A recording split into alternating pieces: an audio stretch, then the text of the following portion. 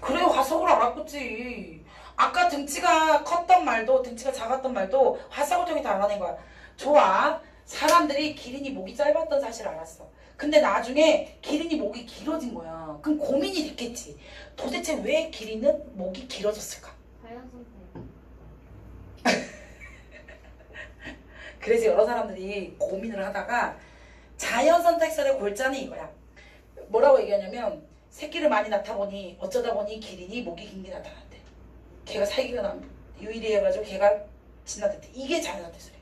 근데 이걸 자세하게 설명하기 전에 다윈의 자연 선택설에 모티브를 주는 설이 있어. 그게 바로 용불용설. 라마르크라는 과학자가 주장한 용불용설인데 용불 사용한 용자야.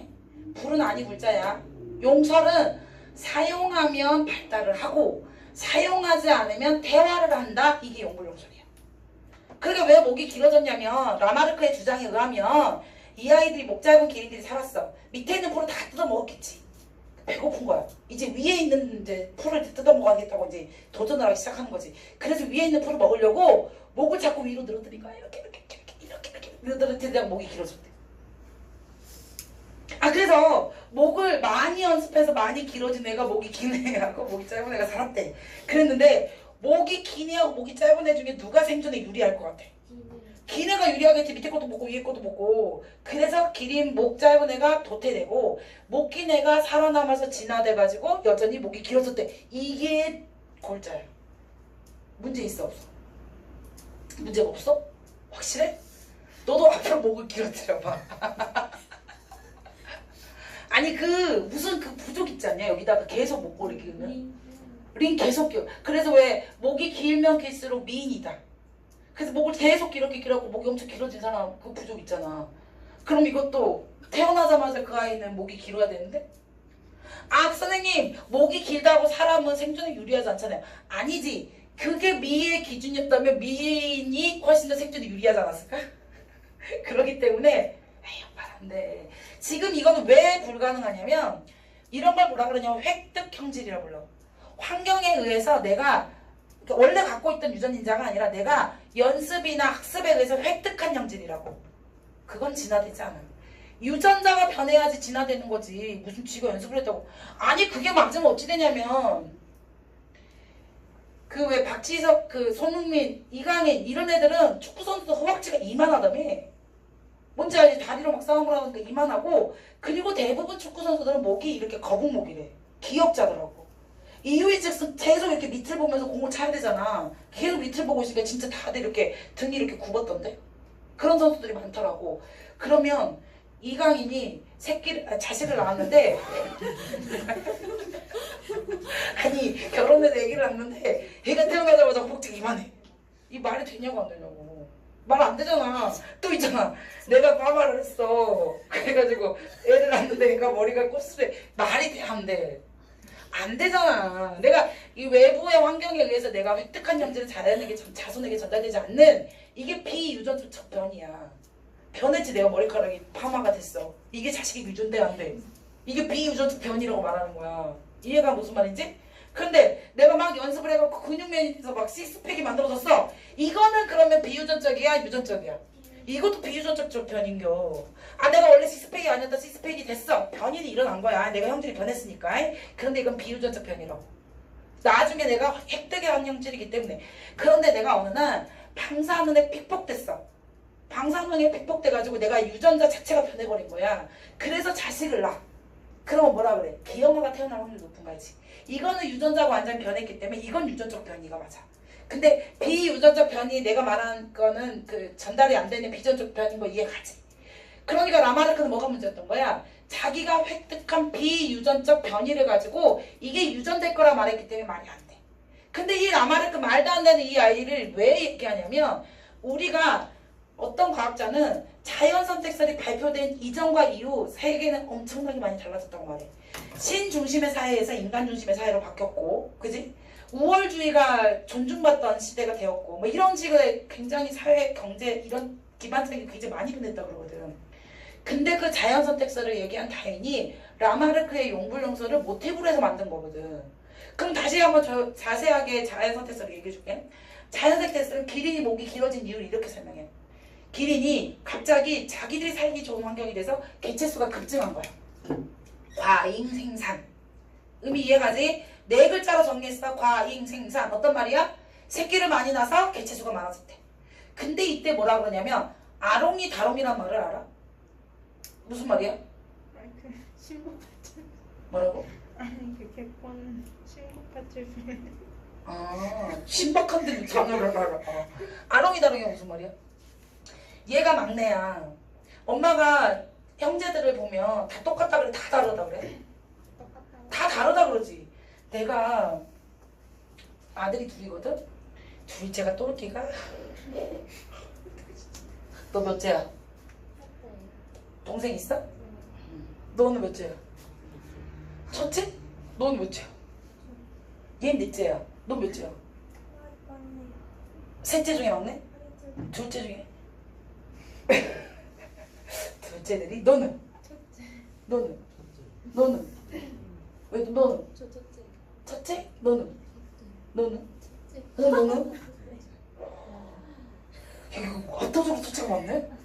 아니 대부분 외동이 많잖아. 너 외동이야?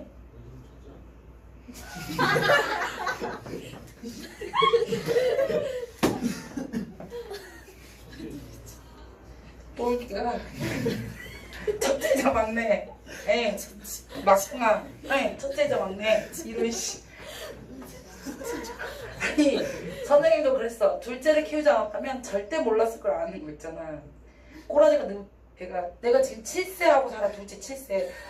7세 진짜 꼴찌. 니네가 7살에 살아남은 건 대단한 일이야. 7살 때려 죽이고 싶은 7살 지내고 있거든.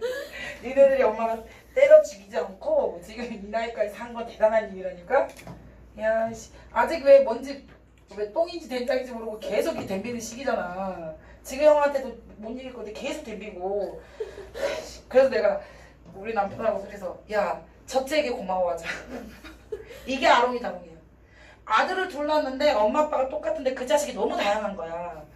두 명의 똑같은 유전자를 가지고 자식을 만들었는데 너무 다양한 유전자가 자식이 만들어진 게 이게 아롱이 다롱이라고. 그러면 다시 기린으로 돌아가자. 내가 우리 아들 둘째 아들 욕을 너무 많이 했는데. 아니 근데 요즘에 내가 진짜 그래. 아유 거의 막 그래. 근데 우리 그 아롱이 다롱이로 다시 돌아가면 목 짧은 기린끼리 살았대. 그런데 애가 과잉 생산. 아들을 많이 낳은 거야. 자식을 많이 낳았어. 그랬더니 이게 왜 웃어? 뭐가 그렇게 웃겨? 그 아롱이 다롱이가 생겨가지고 아이고 얘 때문에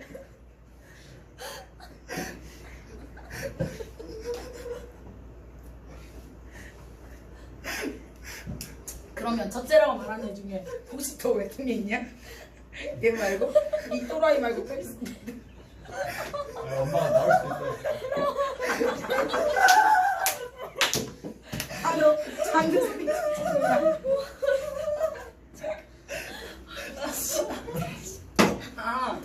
쟤는 잠재적인 첫째로서 엄마가 둘째를 낳을 수 있다 그랬대. 잠재적인 첫째라 그랬대. 아주 엄마 이 또라이들 진짜 아무튼 꼴이야. 너 진짜 어이가 없네. 대부분이 이렇게 얘기하잖아. 그 과잉 생산에 의해서 기린이 목이 긴 기린이 우연히 태어난 거야. 그런데 여기까지 얘는 뭐라고 말하냐면 과잉 생산. 그랬더니 아롱이 다롱이에 의해서 개체 변이. 목이 긴 기린이 태어난 거야. 개체 변이에 의해서 목 긴 기린하고 목 짧은 기린이 생존을 경쟁하기 시작해. 위에 이파리 먹고 밑에 이파리 먹고. 누가 유리해? 위에까지 먹을 수 있는 목 긴 기린이 유리해. 그래서 목이 긴 기린이 생존 경쟁에서 이겨서 적자 생존. 얘는 도태되고 얘만 살아나는 거야.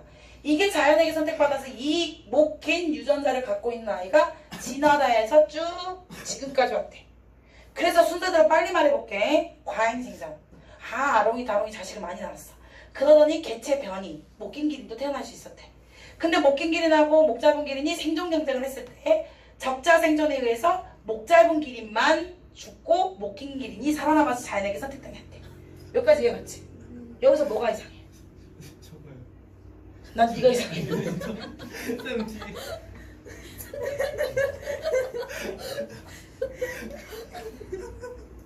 우리가 다시 말할게. 과잉생산, 개체변이, 생존경쟁, 적자생존, 자연선택 중에서 뭐가 이상하냐? 하나를 찾아봐. 다이나 이것 중에 뭐가 제일 이상해? 내가 사람을 해치지는 않아. 대답을 해. 이런 씨. 내가 지금 세 번째 말한다고 이 새끼야. 자식을 많이 낳았어. 과잉생산. 그러다 보니 자식이 다양한 자식이 만들어지다 보니 개체 변이, 목 짧은 기린 사이에서 목 긴 기린이 태어났대. 목 긴 기린하고 목 짧은 기린하고 생존 경쟁, 살기 위해서 경쟁을 했대. 그러다 보니 적자 생존, 살아남은 아이가 있고 도태된 아이가 있었대. 그러다니 목 긴 기린이 살아남아서 그 아이가 진화됐대. 자연선택. 자연에게 선택당한 게 목 긴 기린이었대. 이 5가지 항목 중에 뭐가 제일 이상하냐고. 다시 말해서 자연 선택 설로 남고 법칙으로 넘어가지 못했던 이유가 이래서 그래.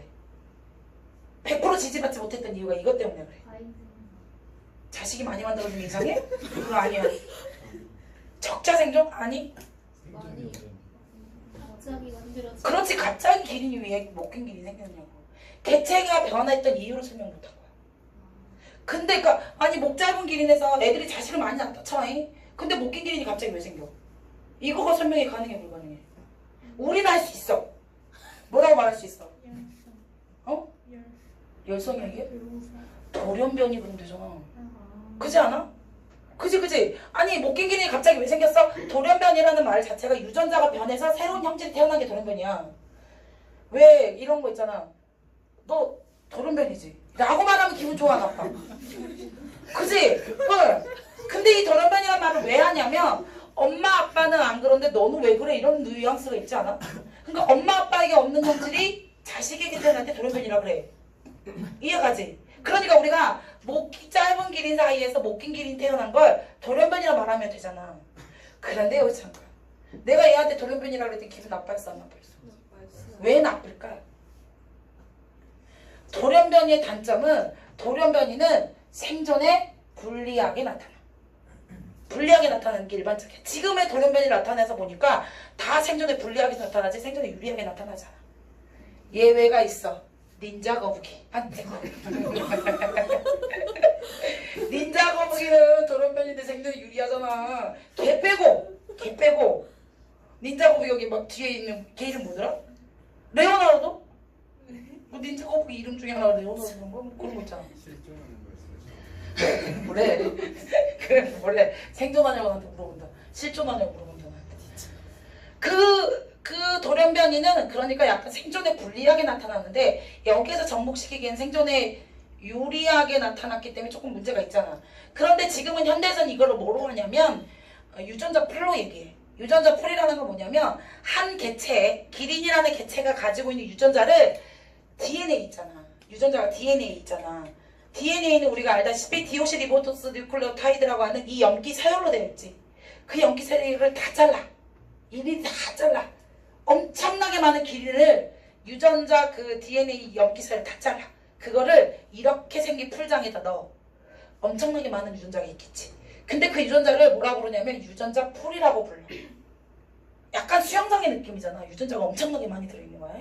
근데 그 중에서 유전자 하나, 원래 아데닌, 구아닌, 사이토신, 타이민으로 되어 있던 이 염기서열 한 개가 변한 거야. 그 염기서열 한 개가 변했다고 해서 갑자기 목이 긴 기린이 태어나진 않아. 그런데 이 염기서열 하나가 변하고 또 하나가 변하고 조금씩 그 염기서열이 변해가다 보면 진짜 목 긴 기린이 태어날 수도 있어. 이 유전자 풀의 변화를 가지고 지금은 현대에서는 유전자를 얘기하거든. 유전 변이를. 근데 그때 당시를 다시 돌아가다 보면 개체 변이를 설명할 수 없었기 때문에 이 아이를 다 지지해 줄 수는 없었어. 그런데 그 아이가 사실 이제 이거 발표하고 나서 사람들에게 엄청 센세이션이라고 그랬잖아. 근데 과학계에서는 어떻게 영향을 잘 미치냐면 얼마나 서로 가까운지 유형관계를 파악하기 시작해. 진화 과정에서 그 고릴라랑 나랑은 얼마나 가까운가? 나랑 고릴라랑 가까운가? 아니면 나랑 개새끼가 가까운가?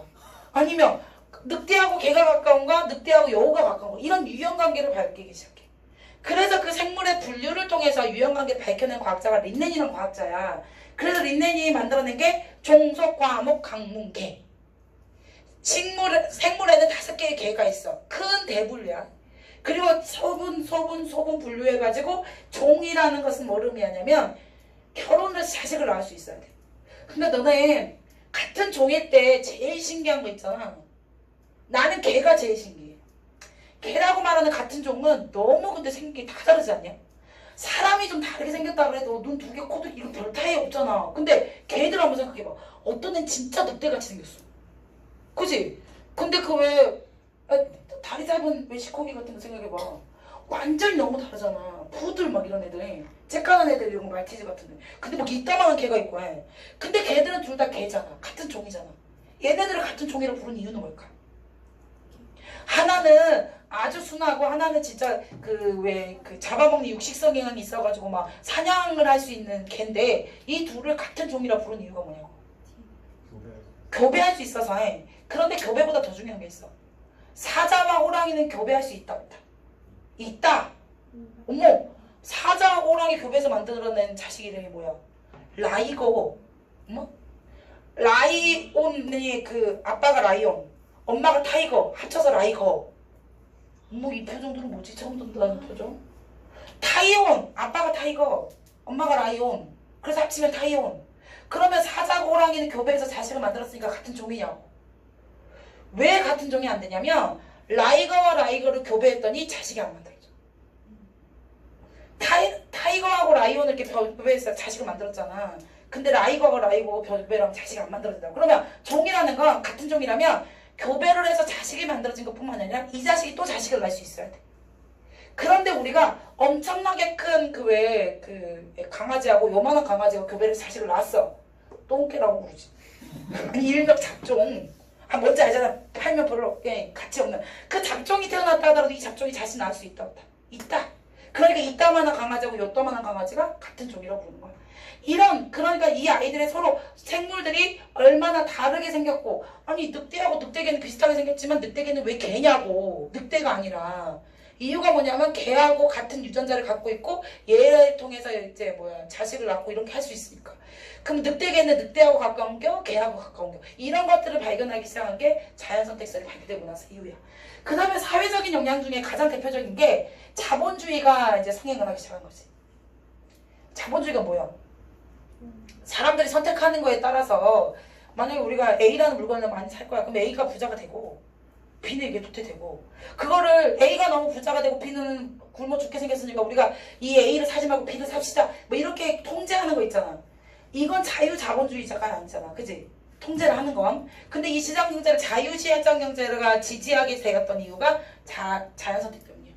또 하나는 인종차별도 인정해 준 거지. 우월한 인자가 못긴 기린이 살아남는 게 너무 당연한 것처럼 여겨지니까 우월한 인자가 사회를 지배하고 우월한 인자가 살아남지 말고 뭐 이런 거 있잖아. 네. 뭐 영화에서 그랬지? 왜 머리가 팡팡 터지면서 우월한 인자가 남기려고 했던 킹스메이커였나? 뭐였는데 어쨌든 그 선생님이 봤던 책 중에 여전히 오래전에 봤는데 선생님은 니들 청소년들한테 꼭 추천한 도서가 파피용이라는 책이야. 읽어본 사람 있냐? 파피용? 영화 봤어? 그게 원래 책이야. 그 베르나르 베르베르라는 작가의 책인데 그 작가가 진짜 선생님이 어줍지 않은 과학을 가르치고 있으니까 과학 지식이 조금 있잖아. 읽어보면 굉장히 과학적 지식, 또 얘네 역사적 지식, 일본적인 사회 지식이 엄청나게 많아 그 사람이. 근데 그 사람 작가가 어디 나라 작가야? 프랑스 작가야. 대머리. 프랑스 작가거든. 근데 우리나라에서 인기가 프랑스보다 훨씬 우리나라가 인기가 더 많대. 신기하지? 선생님 베르나르 좋아해가지고 베르나르 책만 한참 읽었거든. 근데 버렸어. 이제 베르나르 책은 안 봐. 엄청 우롱랑한 느낌이 있어가지고 이거 작가가 독자를 우롱하더라고. 그래서 내가 베르나르 그때부터 안 봐. 근데 그 베르나르 중에서 니들이 알고 있는 책이 뭐냐면 개미 유명하지. 그리고 또 그 파피용은 어땠냐면 내가 베르나르를 책을 보면서 무슨 생각이냐면 얘가 언젠간 지구인들을 우주선에 태워서 우주로 보낼 것 같았어. 파피용 내용이 그래. 우주선을 만든 게 재밌는 과학적 논리가 있거든. 그거 넘어가고. 그러면 이제 이 우주선에서 몇 명이 탈 수 있냐면 14만 4천 명이 탈 수 있어. 처음에는 자기들끼리 으쌰으쌰 몰래 만들어. 근데 이게 이제 모든 사람이 알게 됐어. 공론화가 됐어. 그러면 이 전 세계인 중에 14만 4천 명을 선택해서 태워야 되잖아. 누가 타야 돼? 그렇지? 아, 그거. 자연선택설에 의해서 인간이 우월한 인자만 살아남아야 돼. 이런 이상한 이론들이 발생이 되고 그런 것들을 존중받기 시작하게 돼서 사회적으로 영향을 많이 미쳤던 게 자연선택설이야. 그런데 이제 자연선택설의 대표적인 예 한번 봐볼게. 뭐냐면 이거예요. 얘가 지금 나무에 있는 껍질인데 나무 껍질에 어떤 아이가 사냐면 껍질에 붙어 살고 있는 이끼류가 있어. 그 이끼가 지으류야. 근데 이 지으류의 특징이 뭐냐면 공기가 오염되지 않아야지만 살아. 좋은 공기에서만 살아. 오염물질이 없으면 안 살아. 있으면 안 살아. 그러니까 지으류가 이렇게 붙어 있으니까 이 이끼가 하얀색이야. 그 나무 토막이 하얀색으로 보이지. 그러면 검은색 나방하고 흰색 나방 중에 누가 눈에 띄냐? 그래서 새들이 검은색 나방만 잡아먹는 거야. 그러면 누가 생존에 유리해? 생존에 유리해서 자연에게 선택받은 게 누구야? 그렇지, 흰색 나방. 이해가? 근데 산업혁명이 되겠어. 공장들이 막 돌아가기 시작해. 그러니까 얘네들이 어때? 환경오염이 돼서 그래서 검해진 게 아니야. 환경오염 더러운 먼지 때문에 나무가 검해졌을 거 아니야. 지으류가 죽었어. 환경이 오염되다 보니까 이끼류가 살 수 없었어. 그래서 이끼류가 사라지다 보니까 몸통에 나무가 남아버린 거야. 그러다 보니까 이번에는 하얀색 나방과 까만색 나방 중에 누가 눈에 띄어. 그래서 이게 잡아먹히는 거야. 개체수가 이게 툭 벌어지는 거야. 어떤 거지 알겠지? 자연선택설의 대표적인 예. 그 다음에 두 번째 자연선택설의 대표적인 예가 이거 먼저 얘기할까봐. 이거 욕할 거 있는데. 잘 보자. 항생제가 뭐야? 항생제는 내 몸에 균에 의해서 걸린 병을 잡는 거야. 대표적인 게 뭐 있지? 갑자기 폐렴 이런 게 균에 의한 병이거든. 근데 뭐가 균에 의한 병이 아니냐면 감기가 아니야. 감기는 어떤 병원체냐면 바이러스라는 병원체야. 세균에 의해서 감염돼서 아픈 거랑 바이러스에 감염돼서 아픈 건 좀 달라.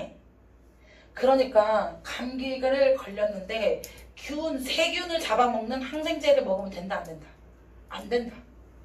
항생제를 처방받으면 안 돼 감기에. 그래서 항생제를 처방해주는 병원에 문제가 있다라고 말을 많이 해. 과잉으로 항생제를 처방했다. 어쨌든 좌우단간 항생제는 균을 죽이는 아이거든.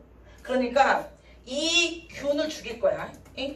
그런데 항생제가 어쩌다 보니까 어느 날 갑자기 항생제가 들어와도 죽지 않는 항생제 내성 세균이 생긴 거야. 여기까지 이해갔지? 내가 균을 잡겠다고 항생제를 투여했어. 그러니까 세균이 다 죽었겠지. 어떤 애들만 빼고 내성이 있는 애만 빼고. 이해가? 그렇지. 내성이 있는 애가 2마리 남고 정상적인 애가 1마리 남아있네.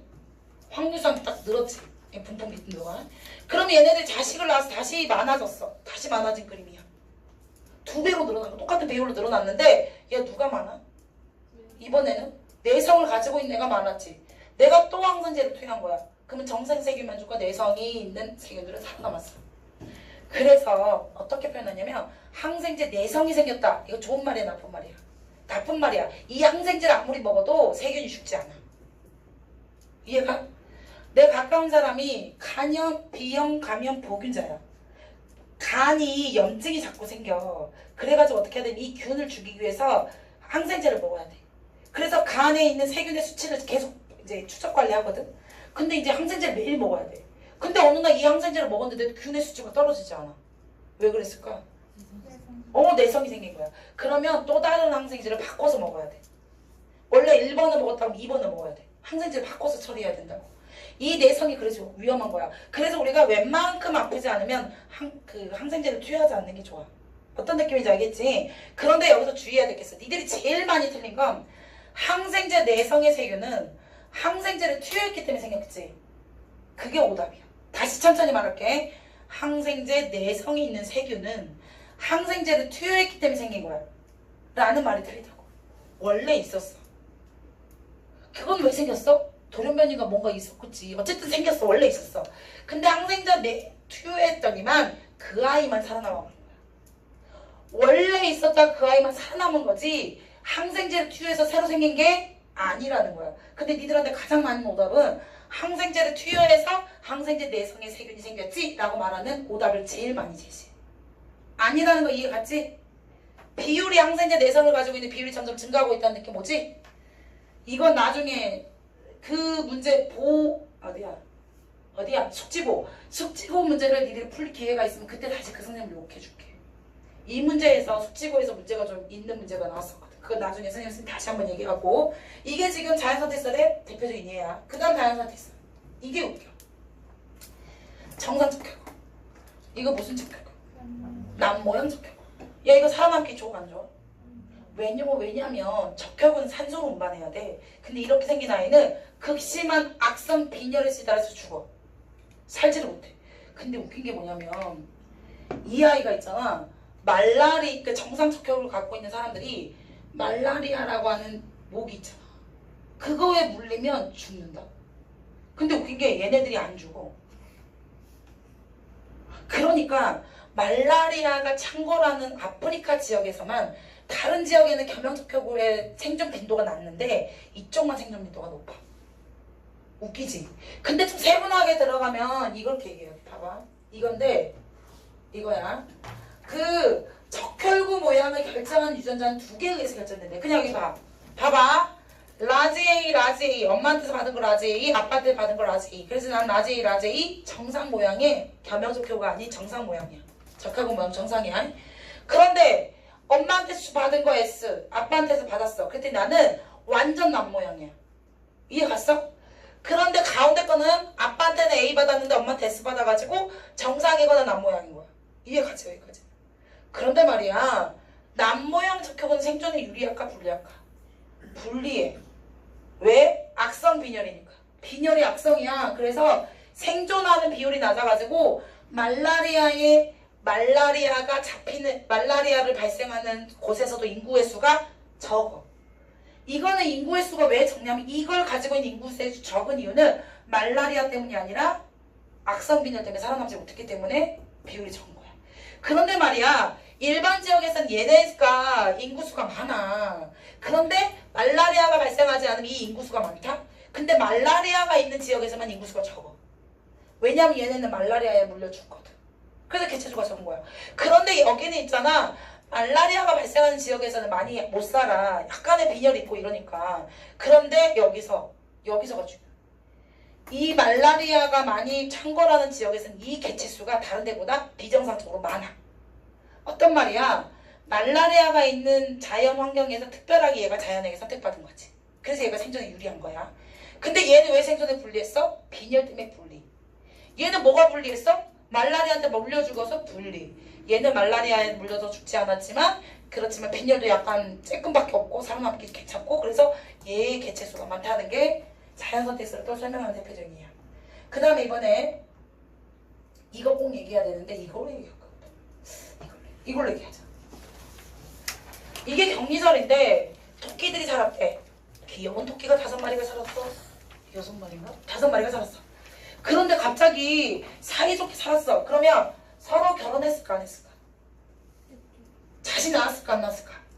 서로 다시도 낳고 막 그랬던 사이야. 그런데 그 가운데 강이 생긴 거야. 지리적 격리. 뭐라고 부른다고? 내가 여기다 써볼까? 지리적 격리. 내가 목소리가 안 좋아가지고 지리적 격리가 일어난 거야. 그러면 이 3마리들은 여기에서 살겠고 이 나머지 애들은 여기 살 거 아니야. 그러면 이 아이하고 여기 밑에 있는 아이하고 위에 있는 아이가 만나서 결혼할 수 있을까 없을까? 그래, 생식적 격리가 생겨. 지리적 격리가 뭐를 불러오냐면 생식을 서로 못하게 하는 생식적 격리. 생식적 격리를 불러와. 생식적 격리를 불러오는데 잘 들어봐봐. 여기 봐야 돼. 여기서는 하얀색 토끼만 있었는데 여기서 특별하게 빨간색 토끼가 있는 거야. 개체 변이가 일어난 거야.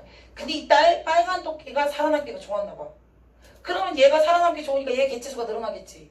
그러다 결국 급기야 어떻게 되냐면 빨간 토끼만 살아남는 거야. 여기까지 이해가 아니야? 그런데 얘하고 얘가 생식적 격리에 의해 서로 결혼하지 않았잖아. 그래서 얘는 얘대로 자라났고 얘도 얘대로 가족을 이루고 살아. 그리고 나서 얘네 둘을 만나게 한 거예요. 근데 완전 웃겨. 얘하고 얘가 서로 누구세요? 그러는 거야. 엄청 여러 세대를 거친 거야. 이해가지? 여러 세대를 거치면서 이런 변화가 이끌어지다 보니까 다시 얘네들을 붙여놔도 둘이 결혼하지 않는다고. 그래서 어떤 일이 발생하냐면 원래 하얀색 토끼는 한 종류였지. 근데 두 개의 종류로 분화가 되는 거야. 이게 바로 종의 분화를 엮은 거야. 지리적 격리가 생식적 격리를 이끌고 그 생식적 격리가 종의 분화, 다양한 종으로 분화, 나눠버렸던 결과를 낳은 거야. 이해가냐? 그거의 대표적인 게 바로 갈라파고스 군대어에 있는 핀치새야. 약간 참새같이 생긴 새야. 근데 원래는 핀치새는 한 종류였대. 그래서 얘 그 넓은 지역에 같이 살고 있었는데 섬이 생기면서 나눠진 거야. 근데 어떤 섬에서 먹이가 열매를 먹는 거야. 어떤 섬에서는 꼭 뭐가 많냐면 곤충이 많아. 어떤 새는 열매를 먹어야 돼. 어떤 새는 선인장을 먹어야 돼. 근데 뭘 먹냐에 따라서 열매를 먹는 아이는 뭐 부리가 좀 씨를 먹는 아이는 부리가 좀 단단해야 되지 않겠어? 딱딱한 씨를 먹으려면. 그러다 보니까 얘 선인장을 먹으려면 안 찔려서 먹이려면 여기 부리가 좀 길어야 되지 않겠어? 그지? 그러다 보니까 부리 모양이 다양할 수 있었대. 아니 처음부터 부리 모양이 다양했을까? 아니야. 처음엔 부리 모양이 비슷했을 거야.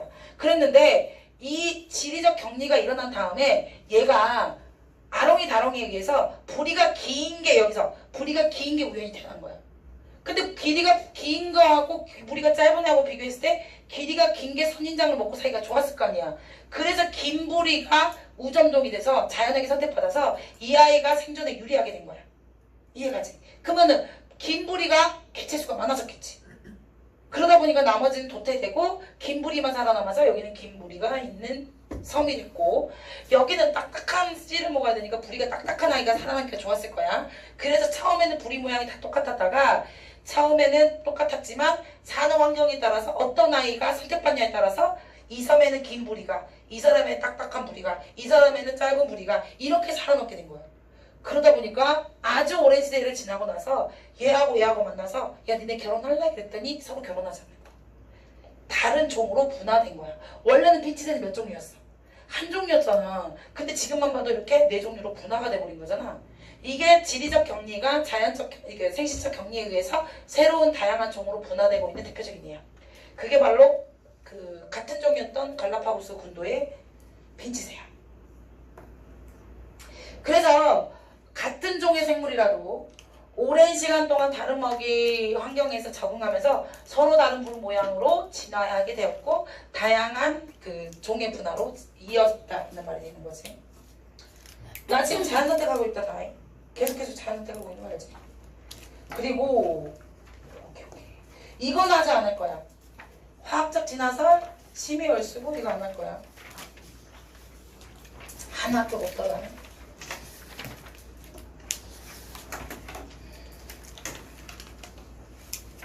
아까 유전적 변이, 비유전적 변이 잠깐 설명했으니까 됐고 또 설명 끝났네. 다음 시간에 가면 그래서 몇 번 문제를 안 풀어도 되냐면 236번 문제 안 풀어.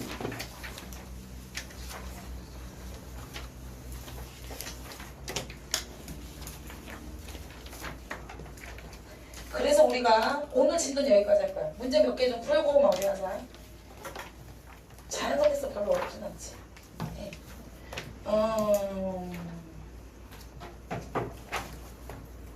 확인을 해보자.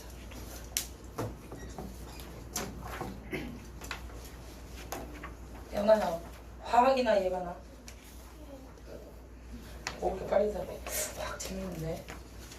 그 225번 122페이지는 225번 문제, 226번 문제, 227, 228까지 문제. 둘, 넷, 여섯 문제, 다섯 문제.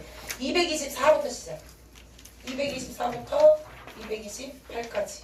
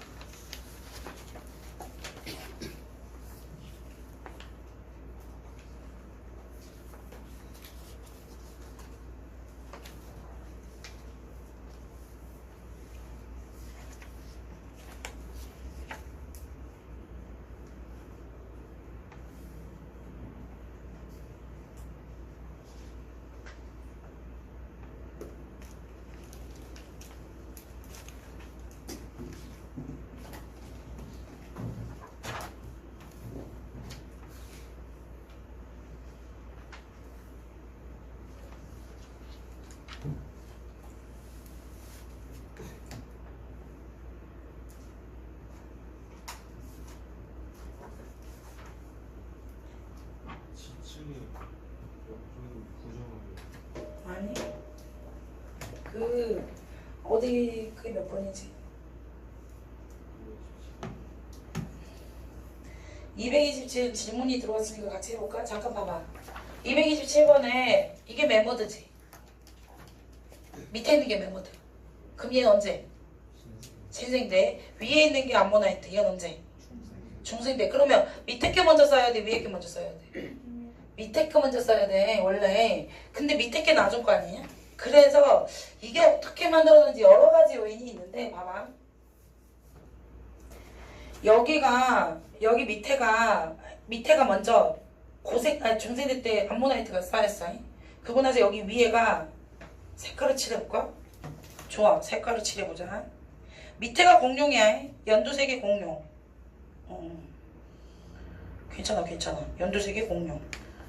그리고 색칠 안 한 데가 여기 봐. 이 밑에 연두색의 공룡이야. 그 위에가 메모드야. 원래 이렇게 쌓였을 거야. 근데 얘가 이렇게 습곡이 일어난 거야. 그러면 어때? 여기 뒤집어져 있지 여기. 원래 밑에가 공룡, 연두색의 공룡이었잖아. 근데 여기 가운데 지층 봐봐. 가운데 지층. 이렇게 심하게 휘다 보니까 가운데 지층에서는 밑에가 뭐야? 하얀색이고 위에가 연두색이지. 역전 일어났어 안 일어났어? 이거를 역전이라 말해. 여러 가지가 있지만 이게 대표적인 역전이야. 이해가 돼? 근데 이게 완벽하게 역전이라 말할 수 있는 이유가 얘가 나중에 만들어진 게 확실하니까 그래. 뭐 말해? 너 지금 뭐가 궁금해서 너 말해? 이거 중에서 요 부분만 딱 잘라서 보여줬기 때문에 그래. 됐어? 그래서 역전이 일어나니? 라고 말하면 역전이 일어났어 이렇게 말하면 된다고.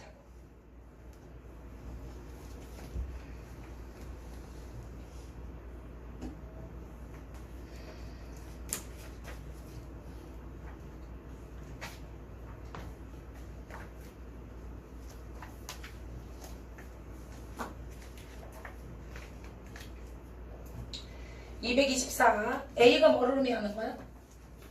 신생대. 신생대가 특징이야. 현재 육지와 바다가 지금과 비슷한 수륙분포가 있었대. 맞아 안 맞아? 지지시대 중에서 가장 짧다. 맞아 안 맞아? 그러나 화석이 없다 그러면 돼. 제일 많아. X. 오존층이 처음 만들어진 거 이때 아니지 않냐? 고생대야 이거네. 땡. 그래서 정답은 1번. 요거 선생님이 지금 제일 중요한 5개의 그 멸종 중에서 첫 번째 A 이 아이가 뭐냐면 고생대. B 이 아이가 뭐야? 중생대. 얘가 뭐야? 신생대. 그러니까 지금 여기가 바로 고생대 말에 멸종이 일어난 판계에 의한 멸종. 여기가 지금 두 번째로 일어나는 여기가 5번째 멸종이긴 한데 이게 중생대 때 운석 충돌에 의한 멸종을 말하는 거야. 이해 갔어? 그럼 보기 볼까? 1번 맞냐? 생물수요가 제일 많은 건 언제야?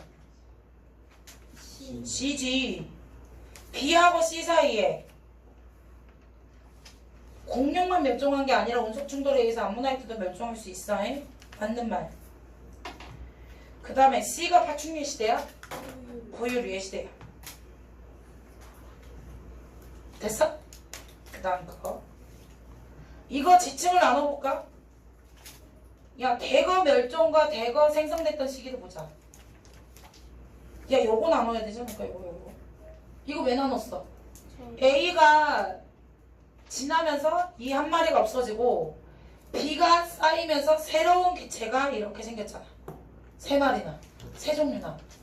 그래서 A하고 B가 지지시대를 구별하는 기준이야. 또 하나는 어디를 나누면 될까? C하고 D를 나눠도 되겠지. 왜냐면 C 시대에서 얘가 멸종하고 얘도 멸종하고 새로운 게 만들어졌고, 그치? 그래서 A하고 B 시대를 지지 시대로 나누고, 그 다음에 또 하나 어딜 나눠? C하고 D를 지지 시대로 나누는 거야. 그래서 여기가 고생대야, 그럼 여기가 중생대야, 여기가 신생대야, 이렇게 말하면 되겠다. 그치? 네, 나누다 보면. 그러니까 B와 C는 성캄브리아대라고 말하면 절대 안 돼. 선생님, 그러면요 얘가요 고생대를 말해도 돼요? 그건 돼. 밑에를 선칸브리아데라 말하면 여기는 고생대라 말하면 되지. 그런데 중간에 만들어진 걸 선칸브리아데 말하는 건 절대 안 되겠지. 그래서 기억이 안 돼. 그 다음에 표준화석으로 적합한 화석은 마다. 야, 마는 너무 오래 살았잖아. 너무 오래 산 표준화석 아니지. 이거 무슨 화석이 되기가 좋아? 시성화석이 되기 좋아. 그래서 A하고 B 사이, C하고 D 사이. 그래서 지지시대를 3개로 나누면 좋겠다라고 하는 게 맞겠지. 디귿만 정답. 이거 지지는 역전돼, 지층은 역전된 게 맞아. B는 암모나이트가 메모드가 있었으니까 신생도가 맞아. A하고 B는 둘 다 육지 아니야. 암모나이트는 육지가 아니라 바다야. 그 다음에 메모드 신생대, 공룡소철 중생대, 암모나이트 중생대 바다, 방추춤 고생대 바다. B는 중생대니? 응. A랑 C는 육지니? A가 안 돼. 선생님 방추춤은요 육지인지 모르는데 아까 말했지 고생대는 다 바다라고. 네, 그러니까 바다야. 그 다음에 D는 지지시대가 빙하기가 없을 때. D가 메모드잖아. 빙사간삼. 네, 빙하기 몇 번? 4번, 간빙기 3번. 오케이, 이해 갔어? 그래서 정답은 뭐부터? 기억하고 디귿. 오케이. 그래서 3번 됐다. 여기까지. 숙제는 말이야. 숙제는 오늘 며칠이야?